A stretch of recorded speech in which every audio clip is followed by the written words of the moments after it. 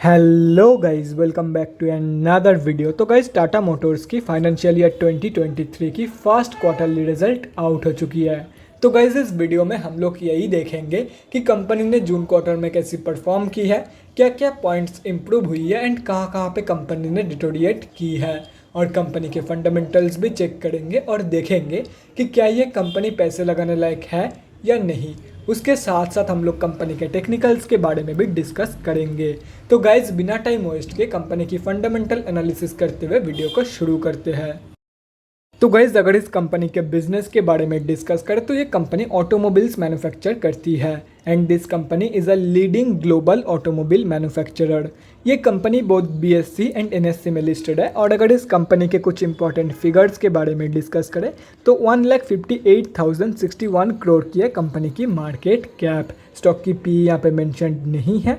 ROCE निकल के आ रही है 1.4% की। बाकी return on equity, last 6 months की रिटर्न एंड लास्ट 3 साल की जो सेल्स ग्रोथ है वो तीनों चीज़ें नेगेटिव में जा चुकी है। बुक वैल्यू से काफ़ी हाई में ट्रेड कर रही है। डिविडेंड कंपनी देती नहीं है। फेस वैल्यू 2 रुपये की है एंड प्रोमोटर्स की होल्डिंग 1.82% प्लेज हो रखा है। अभी अगर इस कंपनी की जून क्वार्टरली की रिजल्ट के बारे में डिस्कस करें तो गाइस, जून 2022 की क्वार्टर की अनऑडिटेड कंसोलिडेटेड फाइनेंशियल रिजल्ट आप लोगों के सामने है एंड यहाँ पे जितने भी सारे फिगर्स हैं वो सब क्रोर्स में दिया हुआ है। तो गाइस, सबसे पहले कंपनी की इनकम चेक करते हैं। तो जून 2022 के क्वार्टर में कंपनी ने 72,822.02 करोड़ की इनकम जनरेट किया है।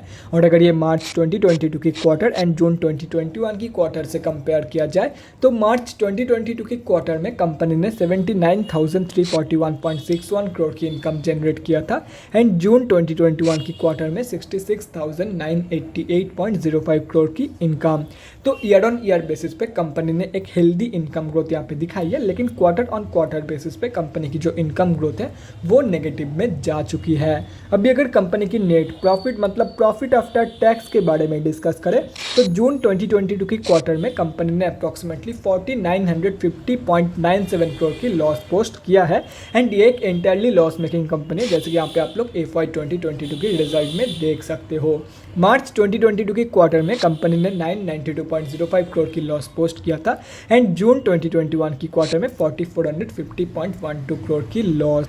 तो गाइस, यहाँ पे आप लोग देख सकते हो क्वार्टर ऑन क्वार्टर बेसिस पे कंपनी की प्रॉफिट ग्रोथ तो नेगेटिव में जा ही चुकी है, लेकिन ईयर ऑन ईयर बेसिस पे कंपनी ने एक हेल्दी इनकम ग्रोथ शो करने के बावजूद कंपनी की जो प्रॉफिट ग्रोथ है वो नेगेटिव में जा चुकी है due to high expenses of this company. यहाँ पे आप लोग साफ देख सकते हो। तो ईयर ऑन ईयर बेसिस पे कंपनी की जितना इनकम ग्रो करी है उससे कहीं ज़्यादा कंपनी की एक्सपेंसेस ग्रो करी है, इसीलिए end of the quarter year on year basis की जो कंपनी की प्रॉफिट ग्रोथ है वो नेगेटिव में जा चुकी है। अभी अगर कंपनी की EPS मतलब अर्निंग पर शेयर के बारे में डिस्कस करें तो प्रॉफिट के जैसा ही EPS की जो ग्रोथ है वो भी नेगेटिव में जा चुकी है ईयर ऑन ईयर बेसिस पे and quarter on quarter basis पे। यहाँ पे आप लोग देख सकते हो। तो अगर ओवरऑल देखा जाए तो जून 2022 के क्वार्टर में कंपनी ने सिर्फ और सिर्फ एक ही जगह पे पॉजिटिव ग्रोथ दिखाई है, वो है जून 2021 की क्वार्टर की कंपैरिजन में कंपनी की इनकम ग्रोथ। मतलब ईयर ऑन ईयर बेसिस पे ईयर ऑन ईयर बेसिस की इनकम ग्रोथ में ही सिर्फ और सिर्फ कंपनी ने पॉजिटिव ग्रोथ दिखाई है, बाकी हर जगह पे कंपनी ने नेगेटिव ग्रोथ ही शो करी है।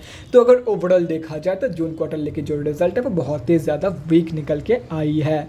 अभी अगर कंपनी के बैलेंस शीट के हेल्थ के बारे में डिस्कस करें, फाइनेंशियल ईयर 2022 में कंपनी की रिजर्व रिड्यूस हुई है एंड डेट इंक्रीज हुई है, जो कि किसी भी कंपनी के लिए बहुत ही बेकार चीज़ है। मतलब बैलेंस शीट की हेल्थ ड्रेस्टिकली डिटोरिएट हुई है इन फाइनेंशियल ईयर 2022 एंड अगर ओवरऑल भी देखा जाए तो रिजर्व के कंपैरिजन में कई गुना ज़्यादा डेट मौजूद है कंपनी के पास। तो ओवरऑल जो बैलेंस शीट की हेल्थ है वो भी एकदम बकवास है। अभी अगर कंपनी के कैश फ्लोज के बारे में डिस्कस करें तो कैश फ्लोज की जो कंडीशन है वो भी डिटोरिएट हुई है इन फाइनेंशियल ईयर 2022। FY 2021 में कंपनी के पास पॉजिटिव 13,233 करोड़ की कैश फ्लोज मौजूद थी, जो कि अभी डिटोरिएट होकर सिर्फ और सिर्फ 6,459 करोड़ की रह गई है। और अगर कंपनी की शेयर होल्डिंग पैटर्न के बारे में डिस्कस करें तो जून क्वार्टरली की शेयर होल्डिंग पैटर्न आप लोगों के सामने है। जून की क्वार्टर में प्रमोटर्स की होल्डिंग एंड गवर्नमेंट की होल्डिंग अनचेंज्ड है, बाकी FIIs ने सेलिंग करी है एंड DIIs ने बाइंग। एंड अगर एंड ऑफ द क्वार्टर देखा जाए तो पब्लिक से माल उठा गया है एंड अगर पब्लिक में डिस्कस करें तो गाइस, यहाँ पे आप लोग देख सकते हो। तो इस कंपनी में हम अब जैसे छोटे मोटे रिटेलर की जो होल्डिंग है वो अप्रॉक्सीमेटली 18.58% के आसपास निकल के आ रही है। तो गाइस अभी कंक्लूजन पे आते हैं कि आप लोगों को इस कंपनी में पैसा लगाना चाहिए या नहीं। तो देखो गाइस, कंपनी की जो फंडामेंटल्स है वो बहुत ही ज़्यादा वीक है एंड कंपनी की ग्रोथ भी नेगेटिव में जा चुकी है। बैलेंस शीट की हालत भी बेकार है एंड कैश फ्लोज की जो कंडीशन है वो भी डिटोरिएट हुई है। तो ऐसे में मैं आप लोग को यही बोलूँगा, अगर कंपनी के ऊपर भरोसा है तो ही इस कंपनी में पैसा लगाना, otherwise simply avoid this company. और अगर कंपनी के टेक्निकल्स के बारे में डिस्कस करें तो गाइज यहाँ पे हम लोग आ चुके हैं एनएससी के डेली चार्ट पे। सबसे पहले ये समझते हैं कि कंपनी में अभी चल क्या रहा है। तो गाइज यहाँ पे आप लोग साफ देख सकते हो कंपनी अभी 200 मूविंग एवरेज के नीचे ट्रेड कर रही है, मतलब कंपनी ऑफिशियली अभी एक डाउन ट्रेंड में है। एंड अगर देखा जाए तो कंपनी पिछले 4-5 महीने से एक ही रेंज के अंदर कंसोलिडेट कर रही है।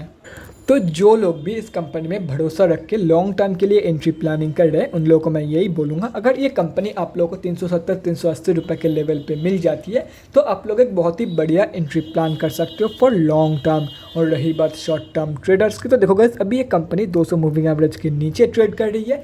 तो जब तक ये कंपनी 200 मूविंग एवरेज के नीचे रहेगी तब तक आप लोगों को इस कंपनी में कोई भी शॉर्ट टर्म ट्रेड प्लान नहीं करना है।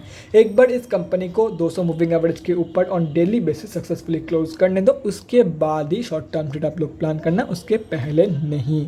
और अगर स्विंग ट्रेडर्स के बारे में डिस्कस करें तो गाइस यहाँ पे आप लोग साफ देख सकते हो कंपनी एक रेंज के अंदर कंसोलिडेट कर रही है। तो यहाँ पे आप लोग रिवर्सल ट्रेड भी प्लान कर सकते हो या तो फिर ब्रेकआउट ट्रेड भी प्लान कर सकते हो।